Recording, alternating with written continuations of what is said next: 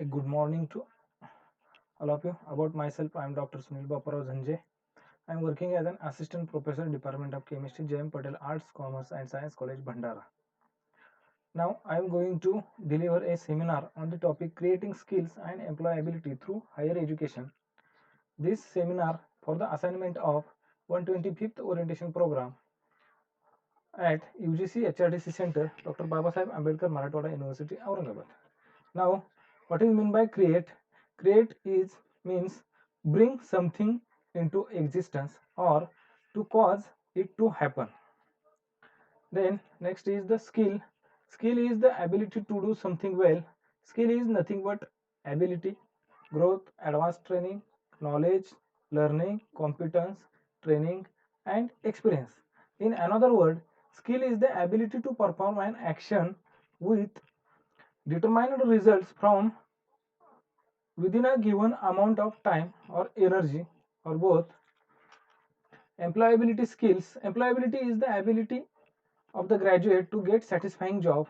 In other words, employability refers to your ability to gain initial employment, your ability to gain initial employment or maintain these abilities is known as employability skills.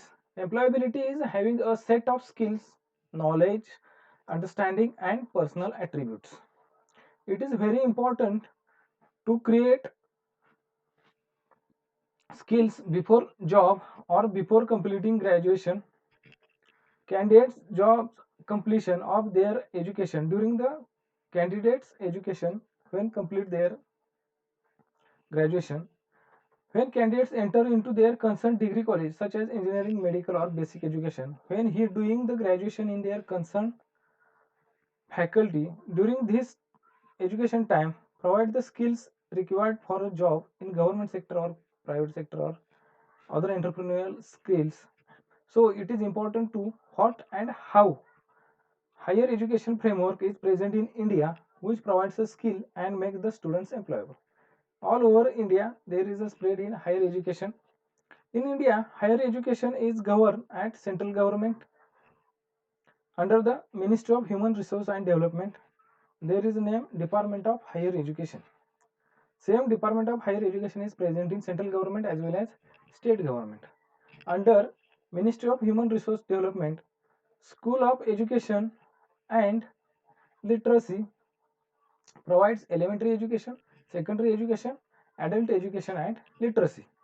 Similarly, Department of Higher Education also provides university and higher education which governs the UGC, also provides technical education which governs AICTE, also it provides minority education. Similarly, at the same time, vocational training are also given to the students. Ministry of Labor and Employment gives the vocational training, also Ministry of Skills and Entrepreneurship. There is a National Skill Development Corporations. Also, there are three different schemes are working for the providing skills to the students during their basic education. National Skill Development Agencies. There are three schemes, that is the PMKVY, Prime Minister Kaushalya Vikas Yojana, then Deen Dayal Upadhyay Yojana, then state government. There are 32 sector skills councils are present. Educational structure in India, where there are three parts are parts of the educational structures. First is elementary education, which is combined primary school and upper primary school. Secondary education is the senior secondary school and secondary school, and higher education, that is the UG, PG, and MPhil and PhD courses in all the fields: science, arts, commerce, engineering, and also medical field. These are the also growth of higher education in universities, colleges. At the same time, universities and colleges students enrollment and teaching staff. This graph indicates in 1950-51 to 2016-17, there are in 1950-51 there are 27.96 numbers are present, but at the 2016-17 there is a 74.12. That is the here we can show here 89.5 is the number, but in 2016-17 294.27. These are the university and colleges, and these are increases up to threefold from as compared to 1950-51 to 2016-17. These are again number of colleges and number of degree awarding universities and institutions. This blue color shows number of colleges and this pink color shows number of universities and degree awarding institutions. They are increases from 1950-51 to 2001 as a gradual, but in after the 2000 there is a sharp increase. There is a number of colleges increase, there is number of universities are increasing over India. These are the schemes which provides online as well as offline education. These are the type-wise distribution of university or university level institutions which are present in India. There are state universities, private universities, institutions deemed to be universities, institutes of national importance, and central universities. There are 364 state universities. There are 262 state private universities. Institutions deemed to be universities is 123. Institutions of national importance is 96 and central universities are 47.5%. That is the 47. These are the degree awarding institutions shown by graph. There are 80 universities are present in Rajasthan. After that 78 are present in Uttar Pradesh. As a very lesser number shows Goa, there are only 2 universities or university level institutions. This graph shows state-wise number of colleges during the year 2016-17. In Uttar Pradesh, there are 6,943 colleges are present, and very low there is a Lakshadweep. In the Lakshadweep, there are only 4 colleges are present in the during the year 2016-17. This is the graph shows gross enrollment ratio or growth from 2005 to 6. When we compare to 2015-16, there is an increase from 11 to 24.50 gross enrollment ratio. These are the growth of students enrollment in higher education. There are blue line shows total students enrollment and pink color line shows girls enrollment. Here is a comparison. Similarly, when total students enrollment are increased, at the same time girls enrollment are also increased. Faculty wise students enrollment in universities oblique colleges, there are maximum 36% students are getting admission in arts faculty, then 17% students are getting admission in science faculty, then 13% students are getting admission in commerce and management faculty, then education 4%, computer application and computer science 3%, engineering and technology 16%, management 3%, law 2%, agriculture 1%, veterinary science 0.08%. These are again faculty wise and gender wise students enrollment. Students enrollment as compared to men and women. There are different faculties are shown here on this y-axis, and this x-axis shows students enrollment. There are men and women nearly equally get they are admission. Only arts faculty shows there are number of girls students number is much more. Again, faculty wise students enrollment in PhD in university or colleges. For the admission of PhD, there are maximum students are getting admission for PhD in engineering and technology, then science 26%, then arts and shows law is 1%, management 5%, medicine 3%, other 5%, commerce 3%, arts 20%, agriculture 3%.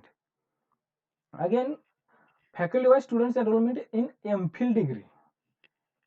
Previous slide shows PhD degree.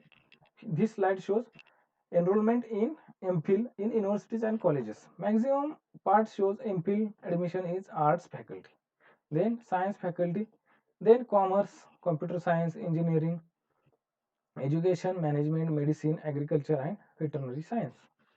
These are the MPhil and PhD degree awarded in 2016-17. All the faculties number shown here. This y-axis shows number of degrees awarded. That is the number of MPhil PhD degree awarded candidate in during the 2016-17. There are maximum shows in arts faculty and very much minimum shows law faculty and also engineering and technology. In engineering and technology, there is a maximum number shows they are getting only PhD. MPhil number is very less in engineering and faculty. When we considering all the factors, when we want to provide the education or skill or training to students, faculty strength for the creating skills and make employable candidate. This is the main role of colleges and universities governed by teachers. Teachers are the backbone of providing a training and skills. Therefore, faculty strength is very much important. The graph shows number of teaching staff in different decades from comparing 1950-51 to 2016-17. There are 1950 to 2000, there is a gradual increase in number of colleges, gradual increase in number of universities. There is also gradually increase in enrollment of students. But after that 2000 to 2001, after 2000, there are sharp increase in colleges, then also sharply increases universities. So student enrollment are also increases. Therefore, teaching staff it automatically get increases. The further running or continuing the higher education institution, it requires money. So how much amount is given to higher education is important. This bar graph shows expenditure on education as percentage of GDP in red color, red bar graph, and this green bar shows expenditure on only higher education as the year wise from 2006-7 up to 2013-14. This figure shows skill required for trainer. Trainer must be skillful or it comes or it ability to give students training. Therefore, it requires soft skills, industry experience, awareness of principles of teachings, aptitudes and attitudes for training, hard teaching skills. Similarly, skill development is developed by using optimizing resources. When we optimize resources, there is increasing productivity. When productivity get increases, there is automatically economical growth increases. These skills need in future, that is the skills for 2020 or more than after 2020. These these skills are required in industry or employer. That is the employee should be sense making. Employee should have social intelligence. It should have novel and adaptive thinking, cross cultural competency, computational thinking, new media literacy and design mindset. Also, there are 6 drivers of change for the future skill needs. That is the extreme longevity, the rise of smart machines and systems, computational world, new media ecology. These are the skill wants industry or employer. That is the sought after skill: teamwork, problem solving, communication, team management, IT skill, customer awareness, and intrapreneurial skills. These are the take responsibility for your own ideas, think creatively about problems, lead yourself and others in new practices. These are the schemes for higher education and technical education. Again, these are the schemes for technical education. Thank you.